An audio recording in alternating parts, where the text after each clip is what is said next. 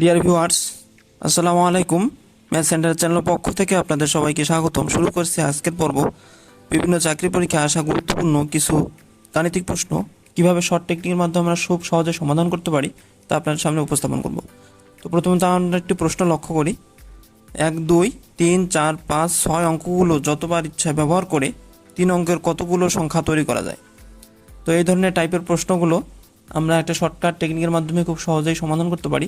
যখন আমাদের এইরকম প্রশ্নগুলো দেওয়া থাকবে, জাস্ট আমরা কয়েকটি সংখ্যা দেওয়া আছে সেটা বের করে ফেলবো। তো এখানে আমাদের খুঁজে দেখতে হবে যে কতটি সংখ্যা দেওয়া আছে। এখানে সংখ্যা দেওয়া আছে ছয়টি।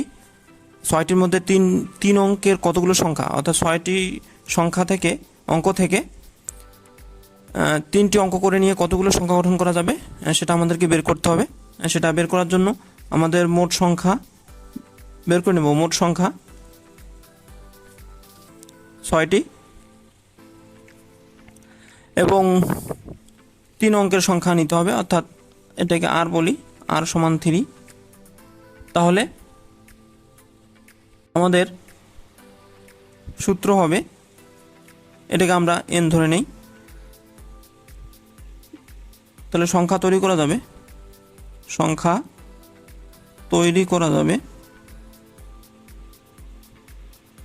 n এর পাওয়ার 8, অর্থাৎ n কত 6 আর এর মান 3। এর অর্থ হচ্ছে 6 3 বার গুণ, তাহলে সমান কত হবে 216। তাহলে আমরা 6টি অঙ্ক থেকে 3টি অঙ্ক নিয়ে সংখ্যা গঠন করতে পারবো 216টি। তাহলে আমাদের অ্যান্সার হবে ক। তো আপনারা অবশ্যই ভিডিওটি প্রথম থেকে শেষ পর্যন্ত দেখবেন এবং ভিডিওটি ভালো লাগলে ভিডিওটি বেশি বেশি শেয়ার করবেন এবং ভিডিওতে লাইক করবেন, কমেন্ট করবেন এবং অবশ্যই সাবস্ক্রাইব করবেন এবং আমাদের চ্যানেলের সঙ্গেই থাকবেন। তো আরও একটি প্রশ্ন লক্ষ্য করি। 1, 2, 3, 4, 5, 6 অঙ্কগুলো প্রতি সংখ্যায় একবার ব্যবহার করে 4000 থেকে বড় কিন্তু 5000 থেকে ছোট কতগুলো সংখ্যা গঠন করা যায়। তো এই প্রশ্নটিকে সলভ করার জন্য আমরা যে জিনিসটা লক্ষ্য করব সেটা হচ্ছে প্রথম যে ঘরটা হবে সেই ঘরটা 4 দ্বারা শুরু হবে, অর্থাৎ 4 থেকে শুরু হবে। প্রথমে আমাদের 1, 2, 3 এইসব সংখ্যা বা 5, 6 এসব সংখ্যা নিলে কিন্তু সেটা 4000 থেকে ছোট হবে এবং 5000 থেকে বড় হওয়ার সম্ভাবনা থেকে যাবে। যার কারণে আমরা প্রথমে 4কে সামনে রেখে বাকি অঙ্কগুলো এর পরে বসিয়ে সংখ্যা গঠন করতে পারবো। তো 4000 এবং 5000 উভয় কিন্তু 4 অঙ্ক বিশিষ্ট সংখ্যা। তো প্রথমে যদি আমরা 4 রেখে দিই তাহলে পরবর্তীতে আরও 3টি অঙ্ক বাকি থাকবে। এই 3টি অঙ্ককে আমরা বাকি যে অপর 5টি সংখ্যা আছে সেই 5টি সংখ্যা বসিয়ে 4000 থেকে বড় এবং 5000 থেকে ছোট সংখ্যা গঠন করতে পারবো। তো এখানে 4 বাদে যে কোনো 3টি সংখ্যা হবে, 3টি অঙ্ক হবে।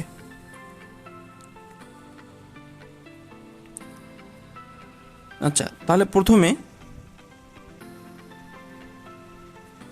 4কে স্থির রেখে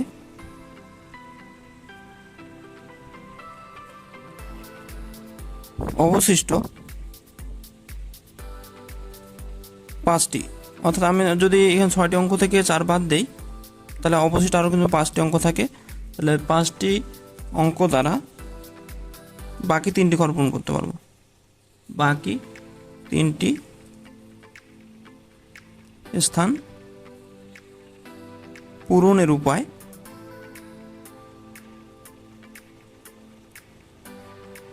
হবে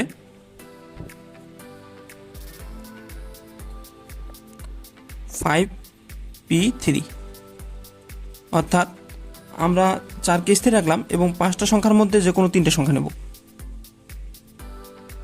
তো বিন্যাসের ক্ষেত্রে আমরা এই সূত্রটা ইউজ করব যে বাকি যে আরও 5টা সংখ্যা আছে 4 বাদ দিয়ে দিলাম, তাহলে এখান থেকে কয়টা 5টা সংখ্যা আছে, 5টা সংখ্যার মধ্যে কয়টি সংখ্যা নিতে হবে, যে কোনো 3টি অঙ্ক নিতে হবে। 5টি অঙ্কের মধ্যে আমাদের যে কোনো 3টি অঙ্ক নিতে হবে এবং এই 3টি অঙ্ক 3 জায়গায় স্থান পূরণ করবে। তাহলে এই স্থান পূরণের উপায় হচ্ছে 5p3। 5p3-র অর্থ কি?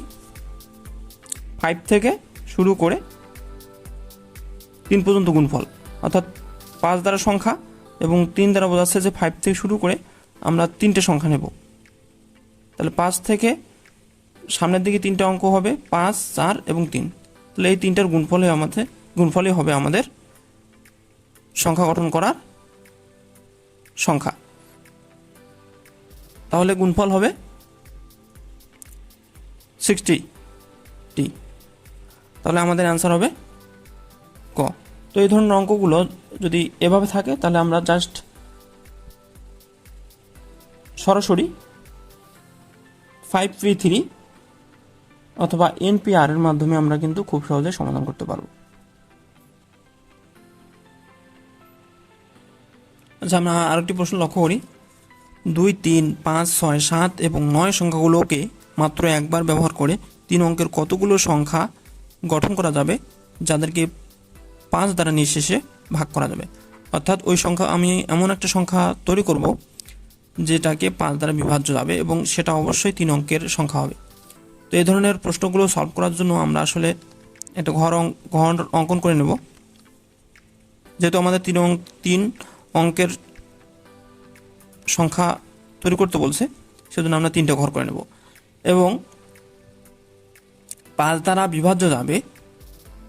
তাহলে অবশ্যই আমাদের যে শেষের অর্থাৎ একক স্থানীয় যে অঙ্কটি সেটা অবশ্যই 5 দ্বারা স্থান পূরণ করবে।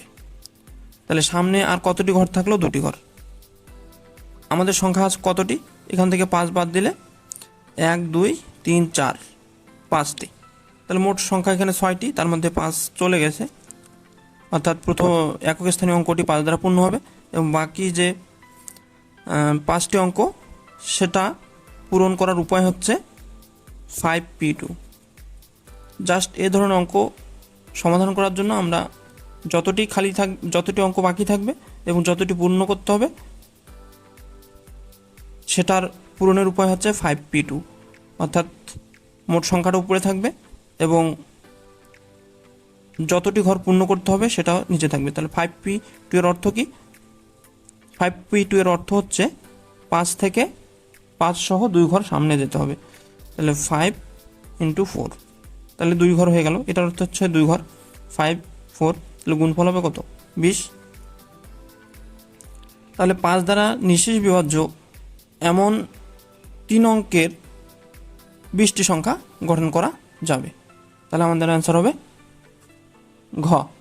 তাহলে অবশ্যই ভিডিওটিতে একটু লাইক করবেন, কমেন্ট করবেন, শেয়ার করবেন এবং চ্যানেলটি অবশ্যই সাবস্ক্রাইব করবেন।